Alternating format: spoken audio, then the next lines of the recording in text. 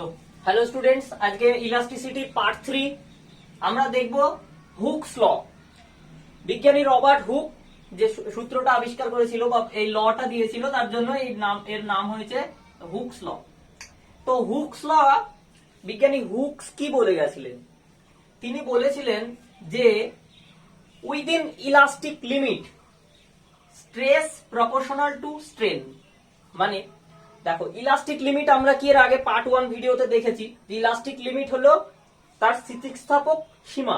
কোন বস্তু স্থিতিস্থাপক সীমার মধ্যে, ধরো স্থিতিস্থাপক সীমা ক্রস করলে তো তার আর স্থিতিস্থাপকতা ধর্ম কিছুই থাকলো না, হয় বস্তুটা ছিঁড়ে যাবে, কাট হয়ে যাবে, নইলে আর পূর্বের অবস্থায় এতটুকুও ফিরবে না। তো চলো সেটা নিয়ে আলোচনা করবো না বেশি। তো স্থিতিস্থাপক সীমার মধ্যে stress equals to strain. Stress মানে হলো আমরা দেখেছি পীড়ন প্রপোর্শনাল টু বিকৃতি। পীড়ন প্রপোর্শনাল টু বিকৃতি, তো তিনি সেটা বলে গেছিলেন। এবার মানে যদি ইলাস্টিক লিমিটের মধ্যে কোনো বস্তুর স্ট্রেস যদি বাড়ানো হয় তাহলে স্ট্রেনও বাড়বে, যদি স্ট্রেস কমানো হয় তাহলে স্ট্রেনও কমবে। তিনি সেটাই বলেছিলেন। তো এই প্রপোর্শনাল থেকে আমরা তাহলে এখানটা এরকম লিখতে পারি যে স্ট্রেস প্রপোর্শনালিটি চিহ্ন তুলবো, যে আমরা দেখেছি, আমরা জানি প্রপোর্শনালিটি চিহ্ন তুলতে গেলে যদি সমান লিখি তাহলে একটা কনস্ট্যান্ট আনতে হয়। এটা সমান এটা লেখা যায়, স্ট্রেস সমান প্রপোর্শনালিটি তুললাম মানে কি একটা কনস্ট্যান্ট গুণ করতে হবে, জানি এটা আমরা, কনস্ট্যান্ট ইনটু স্ট্রেন।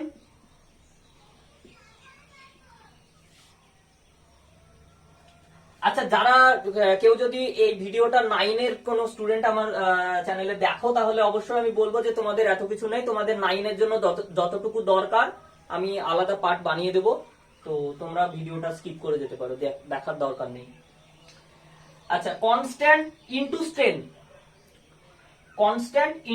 এই কনস্ট্যান্ট যেটা গুণ করলাম, এই কনস্ট্যান্টটা কি? কনস্ট্যান্ট তো আমরা প্রপোর্শনালিটি চিহ্ন তুললে কনস্ট্যান্টকে গুণ করতে হয়। আচ্ছা, এই কনস্ট্যান্টটা বিভিন্ন বস্তু স্ট্রেসটার বস্তুর উপরে নির্ভর করবে। এক একটা বস্তু স্ট্রেস এক এক রকমের। কোনো বস্তু বেশি নমনীয়, তাই না? কোনো বস্তু স্ট্রেস আমি কম বল প্রয়োগ করে বস্তুটা বেশি পরিমাণ কম প্রেস হলো বা বেশি পরিমাণ আমি দৈর্ঘ্যে বড় করতে পারলাম। কোনো বস্তুর হয়তো বেশি বল প্রয়োগ করে কম পরিমাণ, তাই না? তাহলে স্ট্রেসের পরিবর্তন হবে। তো এক একটা বস্তুর ক্ষেত্রে কনস্ট্যান্টের ভ্যালু এক। তো এই কনস্ট্যান্টটাকে স্যার রবার্ট হুক বলেছিলেন যে এই কনস্ট্যান্টটা একটা নাম দিয়েছিলেন, এটার নাম দিয়েছিলেন modulus of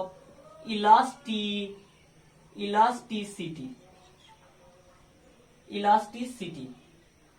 modulus of elasticity. আচ্ছা, এই সূত্রটাকে বলা হয় law of elasticity.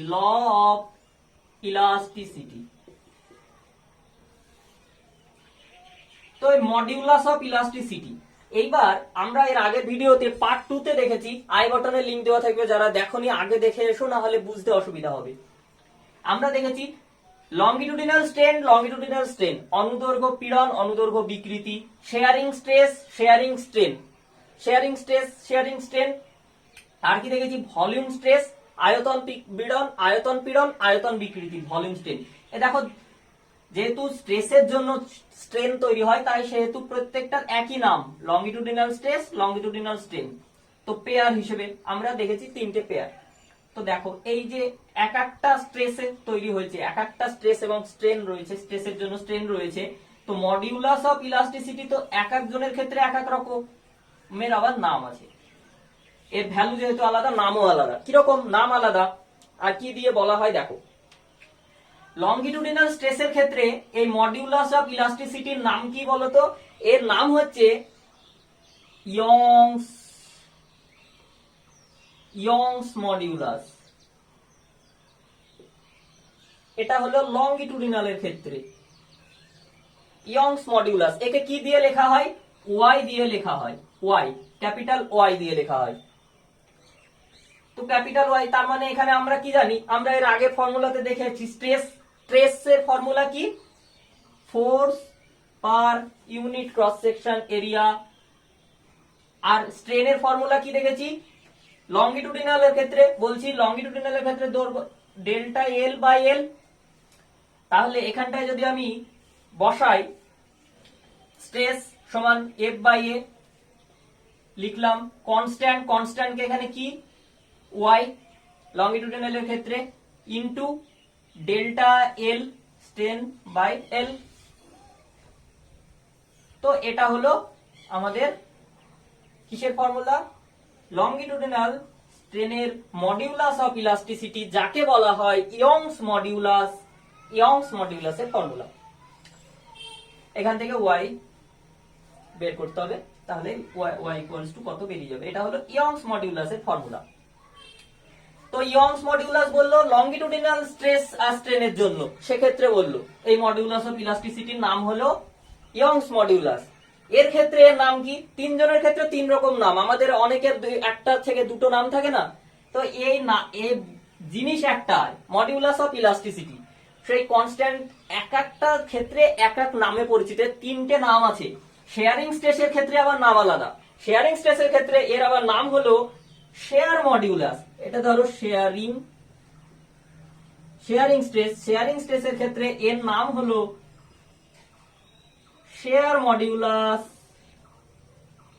Share modulus, এই শেয়ার মডিউলাসের আরেকটা নামও আছে, modulus of rigidity. Modulus of rigidity, modulus of rigidity বা শেয়ার মডিউলাস, একে কি দিয়ে লেখা হয়? একে লেখা হয় ক্যাপিটাল জি বা ইটা, এটাকে ইটা বলে, ক্যাপিটাল জি বা ইটা দিয়ে লেখা হয় এর। তাহলে এখানে যদি এখান থেকে যদি তোমরা ফর্মুলাতে বসাও,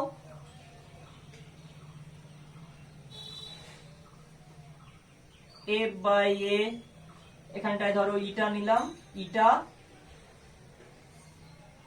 স্ট্রেন কি?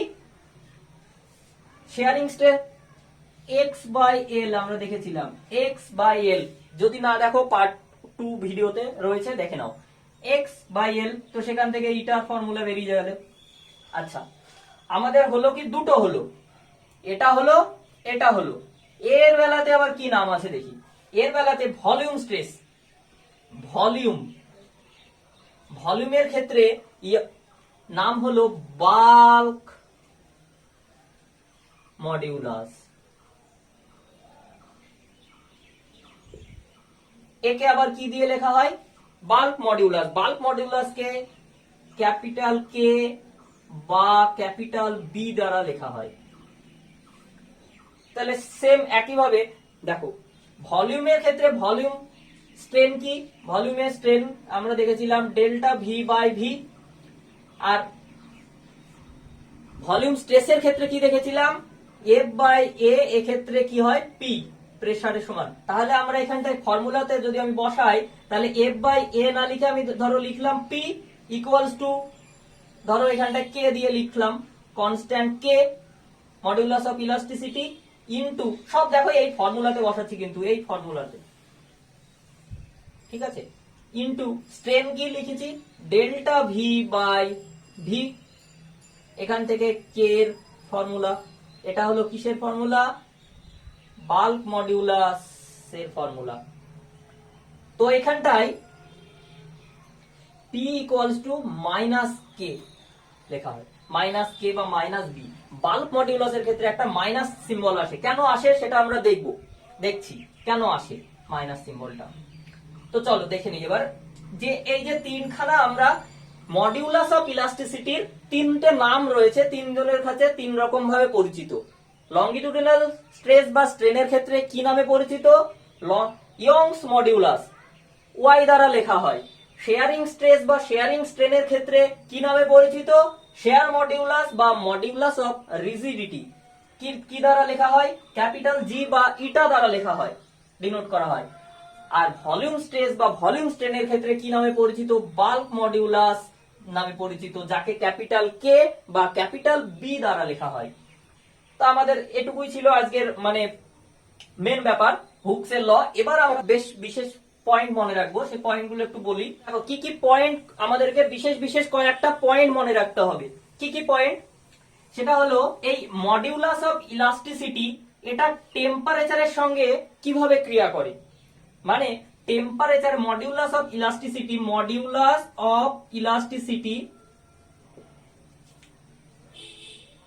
Proportional, inversely proportional to temperature. মানে তাপমাত্রার সঙ্গে ইনভার্সলি প্রপোর্শনাল, মানে তাপমাত্রা যদি তুমি টেম্পারেচার বাড়াও তাহলে মডিউলাস অফ ইলাস্টিসিটি কমবে, যদি টেম্পারেচার কমাও তাহলে মডিউলাস অফ ইলাস্টিসিটি বাড়বে মান।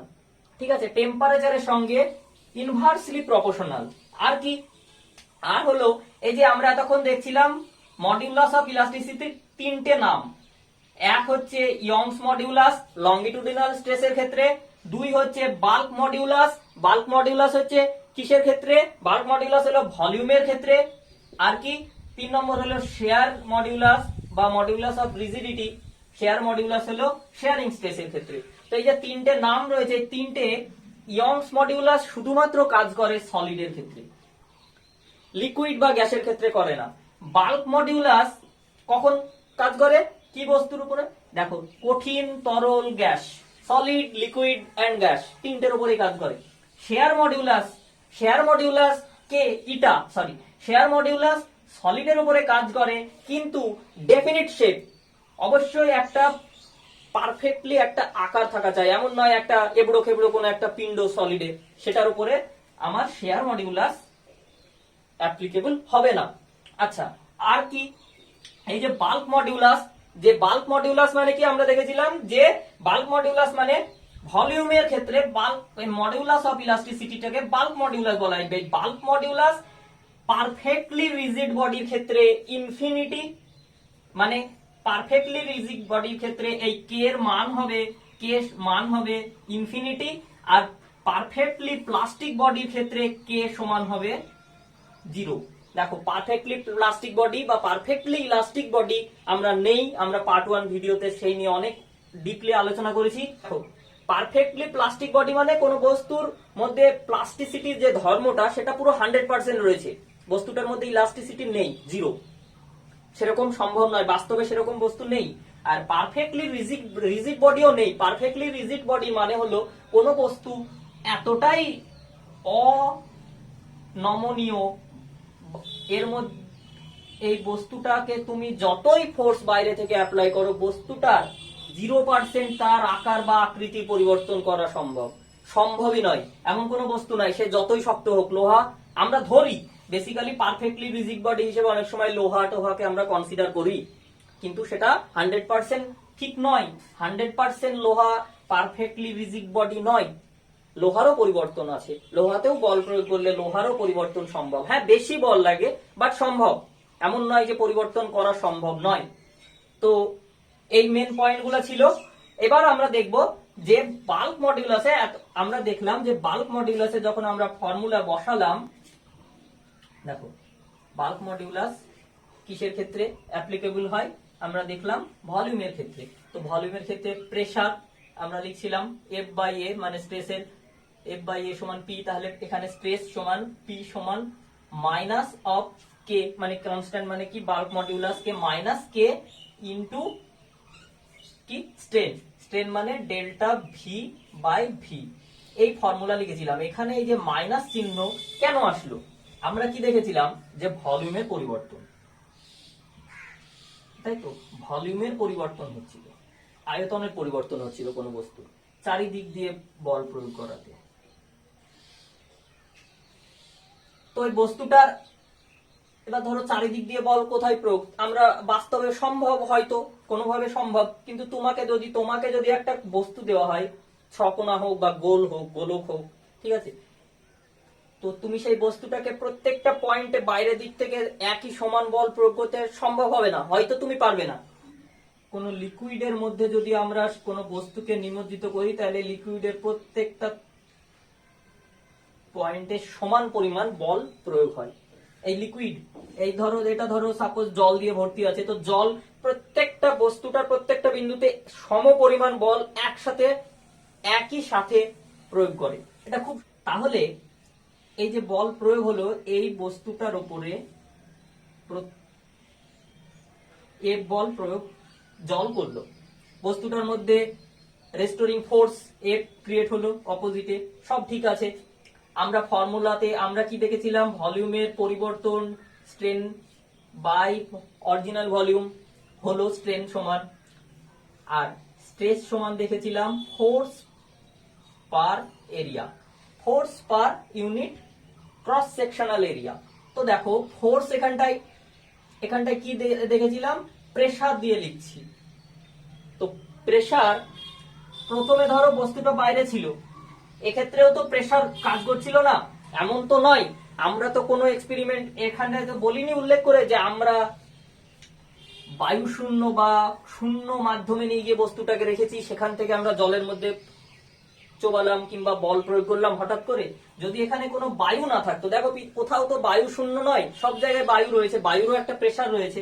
তো এখানটায় ধরো বায়ু কিছুটা প্রেসার প্রয়োগ করছে, এমন তো নয় যে বায়ু নেই। তো তার মানে এখানটায় ধরো বস্তুটার উপর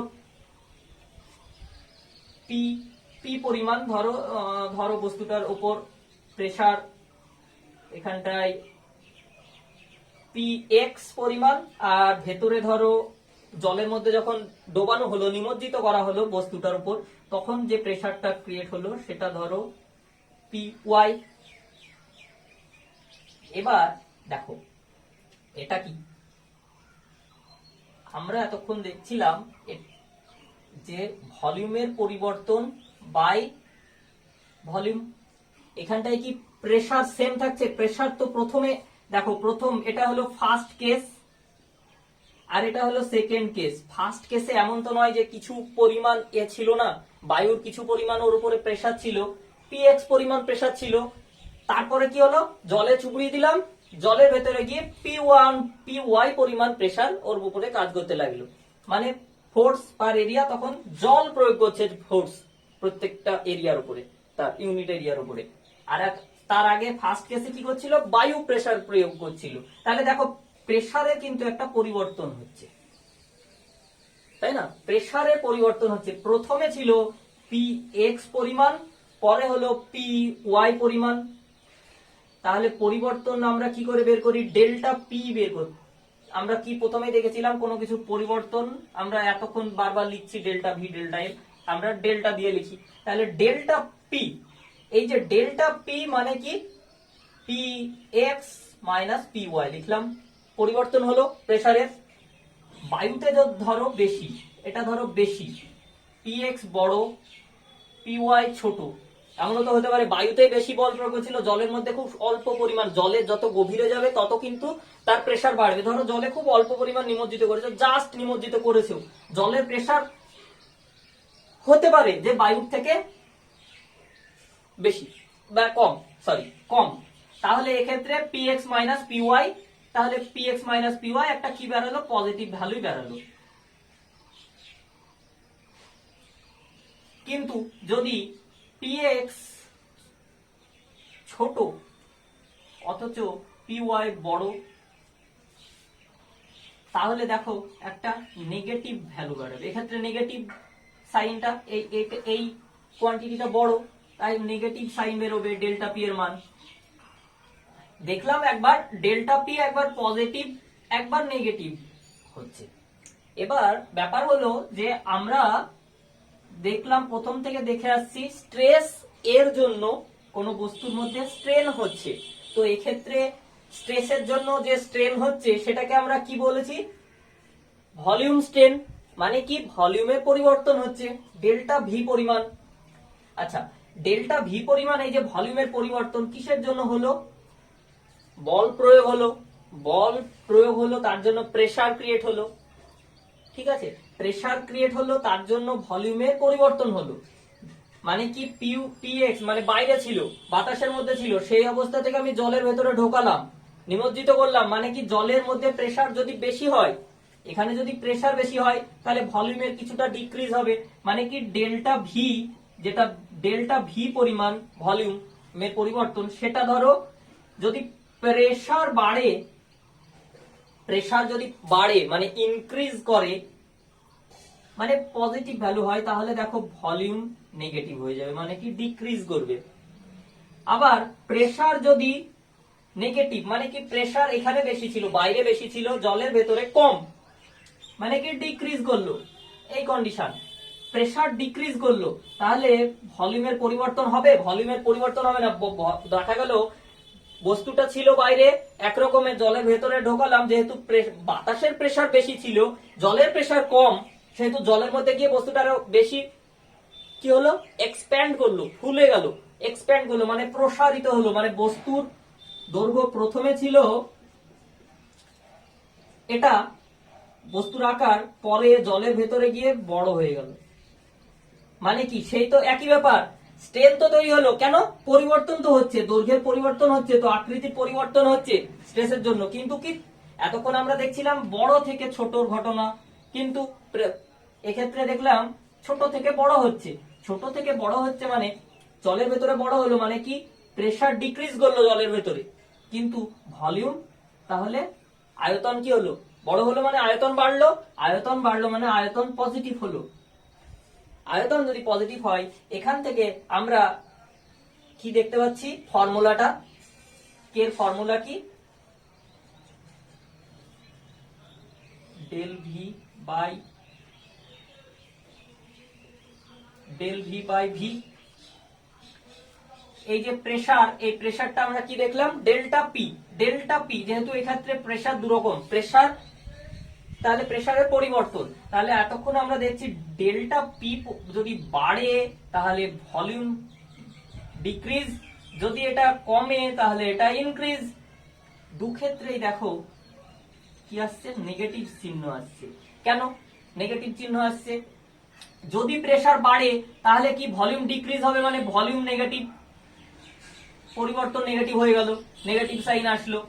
কোন ভগ্নাংশের যদি আমি 1/-2 লিখি, মানে এটাকেও -1/2 লেখা যায়, বা -1/2 মানেও -1/2, তাই না? তাহলে এক্ষেত্রে মাইনাস আসলো সিম্বল, ঠিক অপোজিট। ধরে নাও প্রেসার ডিক্রিজ করছে, মানে জলের ভেতরে প্রেসার কমে গেছে, তাহলে ভলিউম কি হলো, ইনক্রিজ করলো, মানে কি ভলিউম আয়তনের পরিবর্তন বাড়লো, মানে কি এক্ষেত্রে ভলিউম পজিটিভ হলো, কিন্তু প্রেসারের পরিবর্তন ডিক্রিজ করেছে, মানে কি ডিক্রিজ করেছে মানে নেগেটিভ হয়ে গেছে, তাহলে ওপরে নেগেটিভ হয়ে গেল। মানে কি আলটিমেটলি কে এর ভ্যালু তুমি যেটাই কমাও যেটাই বাড়াও না কেন, কে এর ভ্যালু বেরোচ্ছে, প্রথমে একটা মাইনাস সিম্বল আসছে। সেই জন্য আমরা কোন বাল্ক মডিউলাসের ফর্মুলাতে আমরা কি লিখেছিলাম, -k। ক্লিয়ার? তো ভিডিওটা ভালো লাগলে অবশ্যই লাইক করো, কমেন্ট যতটা বেশি পারবে সবার কাছে শেয়ার করো, আর চ্যানেলটাকে যদি সাবস্ক্রাইব না করে থাকো সাবস্ক্রাইব করো। যারা ফেসবুকে ভিডিওটা দেখছো তারা অবশ্যই নিচে ডেসক্রিপশন বক্সে লিংক দেওয়া থাকবে, তো সেখান থেকে চ্যানেলটাকে ভিজিট করো এবং সাবস্ক্রাইব করে নাও, কেননা এর পরে পার্ট 4 ভিডিওটা ইউটিউবেই আসবে। তো পার্ট 5 এ আমরা 5 ইয়ার্স এর কোশ্চিন আমরা জানি, সেগুলো নিয়ে আলোচনা করব। Thank you, bye bye, have a good day.